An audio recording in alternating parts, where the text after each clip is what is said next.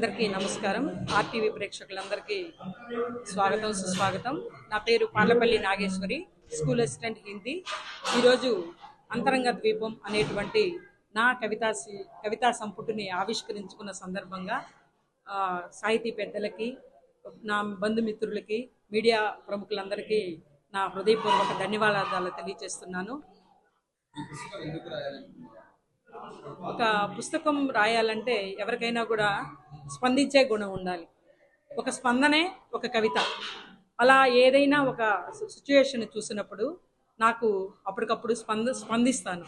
నా స్పందనలన్నిటినీ కూడా ఒక అక్షరాల మాలికల్లాగా ఒక సమాహారంగా చేసి సామాజిక అంశాలైతేనేమిటి అన్ని విషయాల గురించి అక్షరబద్ధం చేసి కవిత్వంగా దాన్ని నేను రూపాంతరం చేయించుకున్నాను. ఓకే, మంచి ప్రశ్న అడిగారు. ఈ పుస్తకంలో మొదటిగా విచ్ఛిన్నమవుతున్న కుటుంబ వ్యవస్థల పట్ల ఆవేదన చెందుతూ కొన్ని కవితలు రాశాను. మనిషి స్వార్థానికి విధ్వంసం చేస్తున్న పర్యావరణం మౌనంగా రోధిస్తుందని రాశాను. నెక్స్ట్, మహిళలు అబలలు కాకుండా సబలలుగా ఉండాలని రాశాను. చదువు యొక్క ప్రాధాన్యత గురించి రాయడం జరిగింది. యుద్ధము, శాంతి గురించి రాయడం జరిగింది. ప్రతి ఒక్క అంశాలని, సమాజాన్ని చైతన్యపరిచేటువంటి ప్రతి అంశంలో ఏం జరుగుతుందో చెప్పాను, ఏం జరగకూడదో చెప్పాను, మనం ఎలా ఉండాలో అటువంటి చివరగా ఒక సందేశాన్ని ఇస్తూ ప్రతి కవితను కూడా ఇది చేయటం అంటే కంక్లూడ్ చేయడం జరిగింది. నాకు చాలా సంతృప్తినిచ్చినటువంటి అంశం.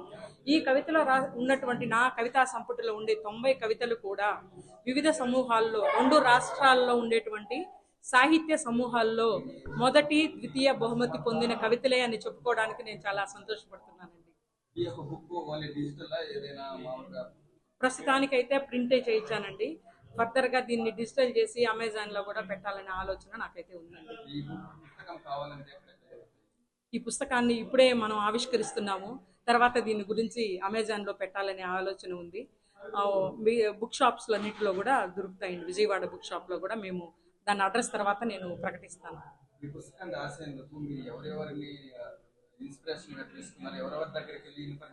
ఓకే, ఇది మంచి ప్రశ్న. పుస్తకం తీసుకున్న దానికి ఇన్స్పిరేషన్ అంటే చెప్పాను కదండి, ఒక సిచ్యుయేషన్. నేను ఉదయం లేస్తే విమల సాహితీ గ్రూప్ అని, కుసుమ ధర్మన్న అని, కలం స్నేహం అని, సాహితీ కెరటాలు ఇలాంటి సమూహాల్లో ఉన్నాను నేను. వాళ్ళు ఏం చేస్తారంటే ఆ సమూహాల్లో ఉదయాన్నే 5 గంటలకు పెట్టేస్తారు ఒక టాపిక్. ఒక చిత్రం ఇచ్చి రాయమని కానీ, లేదంటే ఒక 4 లైన్లు ఇచ్చి పూర్తి చేయమని కానీ, ఇలాంటివన్నీ ఉంటాయి. ఆ సమూహ పెద్దలు ఇచ్చినటువంటి నియమాలను అనుసరించి నేను ఈవినింగ్ లోపల వాళ్ళకి మళ్ళీ కవిత పెట్టాలి. కవిత పెట్టాక నైట్ 10 కల్లా మళ్ళీ రిజల్ట్ ఇస్తారు. ఇలా ప్రతి సాహితీ పెద్దలు, ముఖ్యంగా నేను పెన్నా రచయితల సంఘంలో కార్యవర్గ సభ్యురాలని, మా పెన్నా పెద్దల ప్రోత్సాహాలు, విమల సాహితీ వ్యవస్థాపక అధ్యక్షుడు జల్ది విద్యాధరరావు గారు కానివ్వండి, కుసుమ ధర్మన్న రాధాకుసుమ గారు కానివ్వండి, కలం స్నేహం ఆచార్య గోపాల్ గారు కానివ్వండి, సాహితీ కెరటాలు, వీళ్ళందరూ కూడా పెద్దలందరూ కూడా నన్ను ప్రోత్సహించారు. నా కుటుంబము, ముఖ్యంగా మా భర్త శ్రీహరి బాబు గారు, నా పిల్లలు శ్రీచరణ్, చందన, నా కోడలు సుష్మా, అల్లుడు పవన్, వీళ్ళందరూ కుటుంబ సభ్యుల యొక్క అంటే ఎక్కువ సమయం నేను దీని మీద కేటాయించడానికి వాళ్ళు నన్ను నైతికంగా నాకు ఎంతో ప్రోత్సహించి నన్ను మా అమ్మా నాన్నల ఆశీర్వచనాలు ఇవన్నీ కూడా ఈ రోజు నన్ను ఈ స్థాయిలో నిలబెట్టాయని నేను గర్వంగా చెప్పుకోగలను. స్పందన చెప్పాను కదా, పుస్తకం రాయడానికి నాలో కలిగినటువంటి స్పందనలు, సమాజం ఇలా ఉండకూడదు, పర్యావరణాన్ని ఇలా నాశనం చేయకూడదు, కుటుంబ మధ్య వ్యక్తుల మధ్య ఇలాంటి సంబంధాలు, ఆర్థిక సంబంధాలు అయిపోతున్నాయి, మానవ సంబంధాలన్నీ, ఇవన్నీ కూడా ఇలా ఉండకూడదు. వృద్ధాశ్రమాల్లో వృద్ధులు అల్లాడుతున్నారు తల్లిదండ్రులు, ఇలా ఉండకూడదు.